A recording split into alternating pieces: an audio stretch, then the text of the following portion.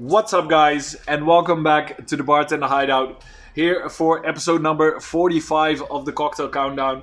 Only 5 more episodes to go after this one. Are you guys excited to see which is number 50? Episode number 45, and we will be talking today about a true modern classic.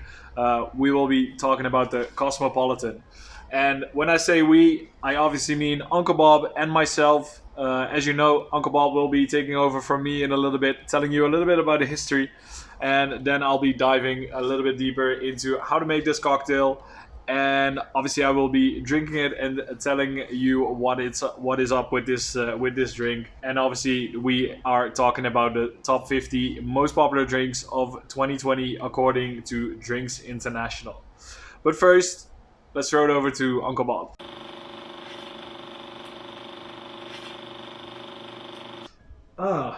Hi there, and welcome back to Storytime with Uncle Bob. Today we will be having a chat about the Cosmopolitan, which is, as we call, I'd say, a modern classic. This drink most likely originated in the 1980s, and most of its roots probably lie in the gay culture, or to be more exact, in Provincetown, which back in that day was definitely one of the gay meccas.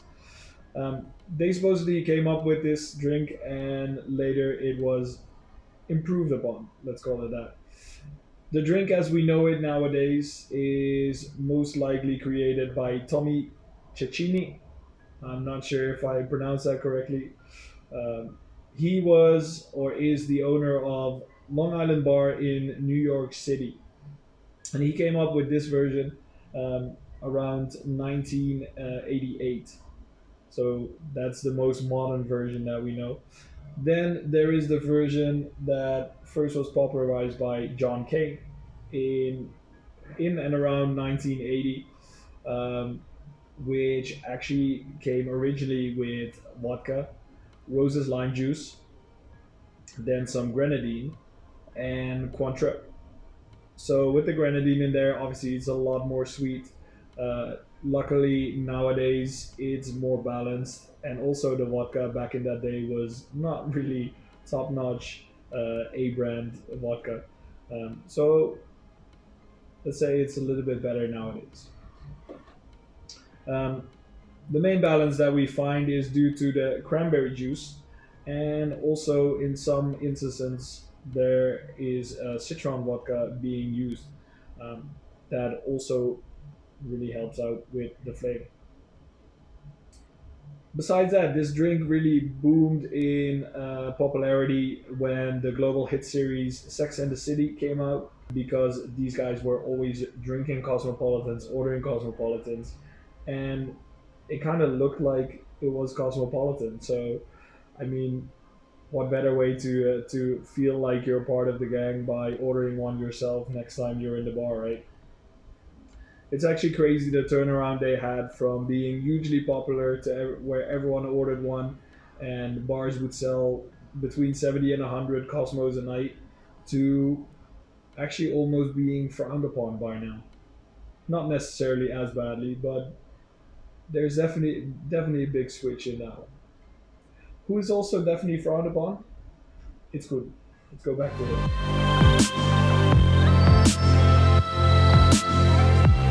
Hi there, and welcome back from Uncle Bob.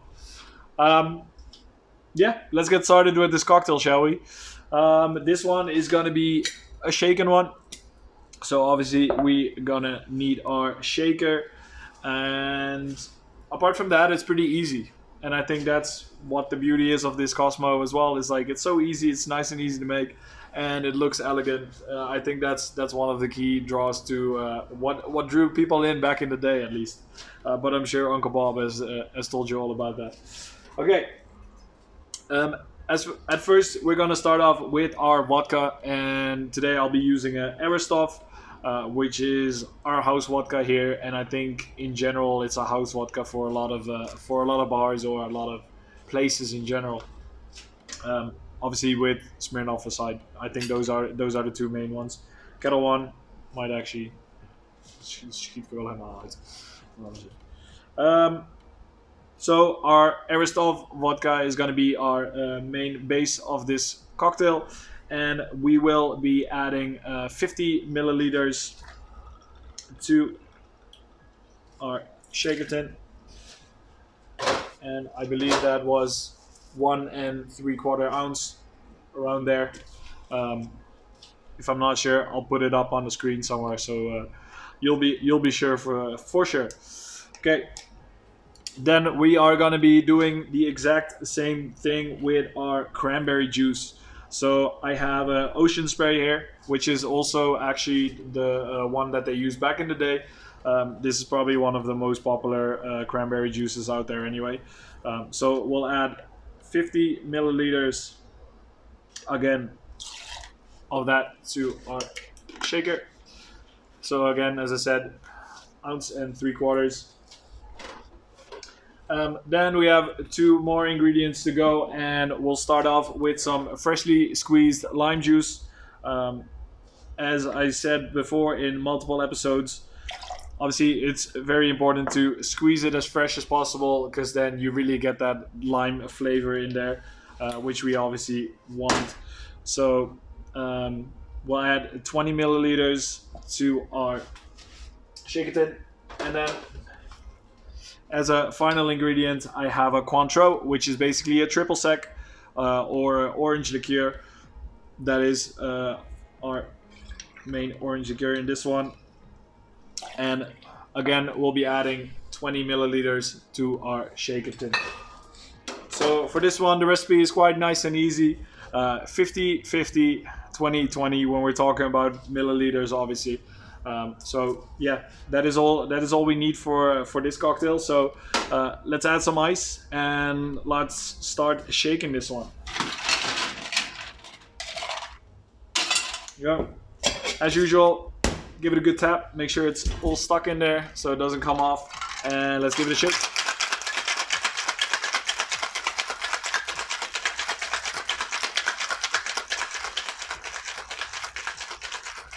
Okay. Yep. Then we obviously need a glass. And we'll be using a martini glass, which is the glass that has been used from the get-go, basically. So that is exactly what we will be using. Then double strain it into the glass. And just look at that color. I think it's really the color that this drink is most famous for. And then we need a garnish. So we'll add an orange peel to this drink. And we want to make sure that we squeeze out all the juice that is in the zest and just go around the glass, which kind of makes it put that little blanket of orange still over the cocktail. So the first sip is going to be, hopefully, should be a lot of orange that you want to have in that Cosmopolitan. And yeah, I think that's it, guys. That's all done. Here's your Cosmopolitan. Okay, let's go.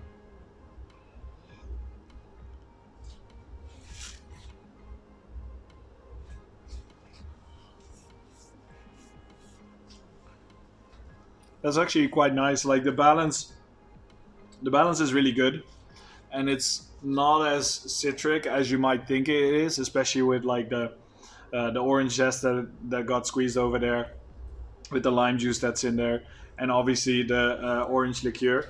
But it has a really nice balance. So I guess obviously the main ingredients in this one, or the biggest amounts of the ingredients, is obviously going to be your vodka and your cranberry. So they tend to like really pull that balance all together, which makes it a pretty solid cocktail, I'd say. And I mean, I guess why this one was so popular back in the day. Also, part of that reason, I think, why it's now on number 45, because the hype was so big. The fall was a little bit harder as well. But I mean, in the end, it's still in our top 50 list, so it must still be doing something right. people really still like it. It's not as a big of amount of people that still order it, but it's still being ordered also here in our bar. So it's definitely still out there, just not as popular as before. Um, yeah, but as you know, I would definitely say try this drink yourself, see what you think of it, and if it's any good. If you think it's any good, or if you think it's not, definitely let us know in the comments as well. But otherwise, make sure to like this video if you think we're doing a good job, and also hit that subscribe button because a bunch of you guys are not subscribed just yet. But for now, this is it for me, and I'll see you guys next week. Ciao.